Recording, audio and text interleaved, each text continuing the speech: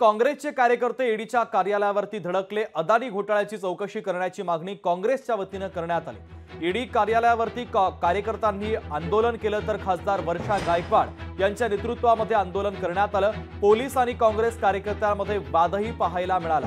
पोलिसांकडून काँग्रेस कार्यकर्त्यांची धरपकड करण्यात आली। अदानी घोटाळ्यावरून काँग्रेसने आता आक्रमक भूमिका घेतलेली आहे।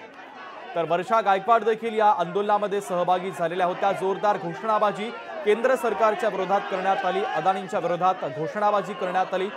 ईडीच्या कार्यालयावरती हे कार्यकर्ते धडकलेले होते। या संदर्भात खासदार वर्षा गायकवाड यांच्यासोबत संवाद साधलाय आमचे प्रतिनिधी अजय अडसूळ यांनी। पाहूया। मुंबई काँग्रेसचे अध्यक्ष वर्षा गायकवाड आपल्या सोबत आहेत। दुर्दैव आहे की एका गरोदर स्त्रीला मुलीच्या संदर्भामध्ये केस करायला 11 तास थांबावं लागतं। पण अदानीसाठी पोलिसांची यंत्रणा बघा। राज्य सरकारने पूर्ण पोलिसांना पाठवले फक्त कोणाला सुरक्षित करायला? अदानींना।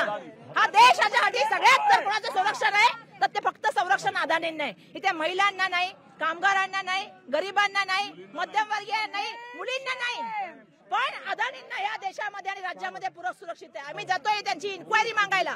त्यांच्या माध्यमातून जे शेअर घोटाळा चाललाय, रिअल इस्टेट घोटाळा चाललाय, इलेक्ट्रिकचा घोटाळा चाललाय, त्यासाठी आम्ही त्यांची पूर्ण चौकशी मागण्यासाठी जात आहोत। सेबीच्या चेअरमनचा अद्याप राजीनामा झालेला नाही। काँग्रेस पक्ष सातत्याने त्यांचा राजीनामा घ्या पहिला, जॉईंट पार्लमेंटरी कमिटी करा आणि ह्या अदानी समूहाचे सगळं जे चाललंय ना, पूर्ण मुंबईला खरेदी करण्याचं काम आणि त्यांना दान देण्याचं काम राज्य सरकार करते।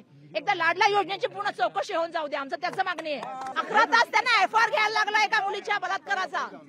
गरोदर मात्र थांबावं लागलं, पण ते आम्हाला थांबवायचं काम करतात। कशासाठी? अदानींसाठी। त्यामुळे पाहणं महत्त्वाचं ठरणार आहे की कधीपर्यंत वर्षा गायकवाड यांचं आंदोलन चालणार हे सुद्धा पाहणं महत्त्वाचं ठरणार आहे। कॅमेरामन विनीतसह मी अजय अडसूळ, लोकशाही न्यूज, मुंबई। लोकशाही मराठी ऐका, पहा, जागरूक रहा।